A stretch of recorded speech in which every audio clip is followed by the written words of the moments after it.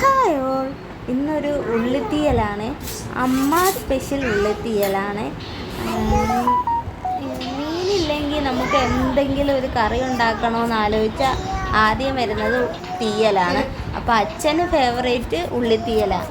ഉള്ളിത്തീയലിൽ ഉള്ളിയും തക്കാളിയും കരിവേപ്പിലയും, വേറെ വെജിറ്റബിൾസ് ഒന്നും എടുത്തില്ല. അപ്പം കുഞ്ഞുള്ളിയാണ് നമ്മൾ എടുക്കുന്നത്. കുഞ്ഞുള്ളി നന്നായിട്ട് ക്ലീൻ ചെയ്ത് നീളത്തിന് അരിഞ്ഞ് എടുത്ത് വയ്ക്കണം.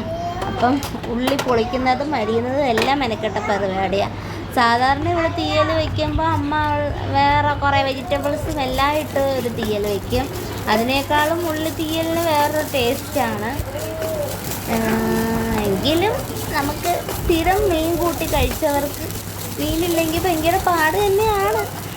പിന്നെ വെജിറ്റേറിയൻ കറികൾ മാത്രമാകുമ്പോൾ ഉള്ളിത്തീയൽ, അവിയൽ എന്ത് വേണം കഴിക്കുമ്പോൾ വേറെ എടുക്കണോ?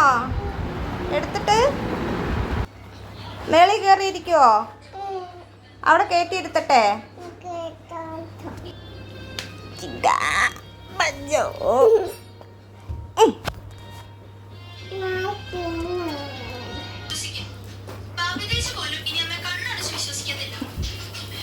വെറുതോ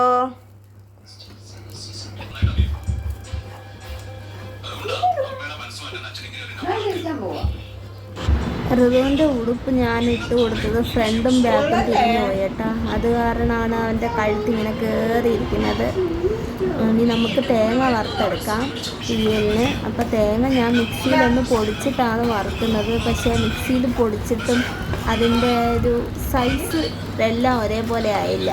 അത് കാരണം നമ്മുടെ തേങ്ങ മൂപ്പിച്ചപ്പം അത് പല മൂപ്പായിപ്പോയി. ഒത്തിരി ഒന്നുമില്ല, എങ്കിലും ചിലത് കണ്ടോ ഒരുമാതിരി വെള്ള കളറിൽ കിടക്കുന്നത്. നമ്മൾ മൂപ്പിക്കുമ്പം നമ്മൾ എല്ലാം ഒരേ സൈസ് ആവാൻ വേണ്ടിയാണ് മിക്സിയിൽ പൊടിക്കുന്നത്. പക്ഷെ എന്തോ എൻ്റെ പൊടി അങ്ങോട്ട് ശരിയായില്ല.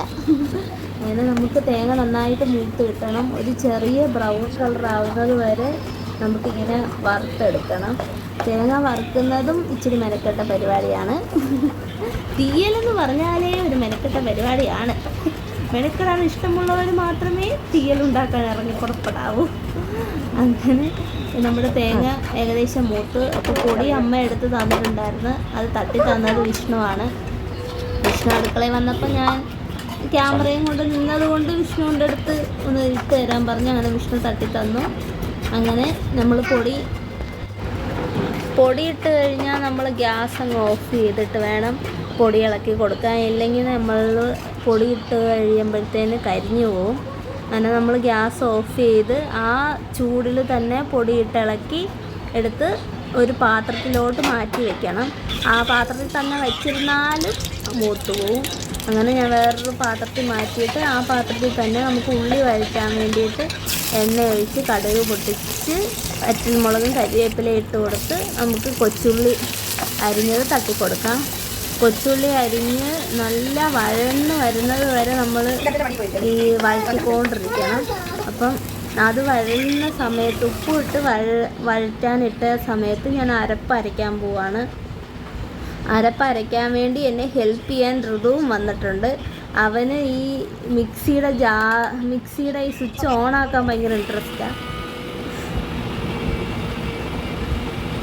പക്ഷെ അവൻ ഓണാക്കാൻ മാത്രമേ അറിയത്തുള്ളൂ, അവൻ ഓഫാക്കാൻ അറിയത്തില്ല. ഓഫാക്കാൻ വേണ്ടി കഷ്ടപ്പെടുവാണ് എൻ്റെ കൊച്ച്. പക്ഷെ അവൻ ഓഫാക്കാൻ പറ്റിയില്ല. പിന്നെ ഞാനാണത് ഓഫാക്കിയത്. പക്ഷെ അവനെ വെച്ച് ഇങ്ങനെ ചെയ്യുമ്പോൾ മേളിൽ സ്വിച്ച് ഓഫാക്കിയില്ലെങ്കിൽ അവൻ ഏത് സമയത്താണ് ഇത് ഓണാക്കുന്നതെന്ന് അറിയാൻ പറ്റത്തില്ല. അരപ്പെല്ലാം കൂടെ തെറിച്ചങ്ങ് പോകും.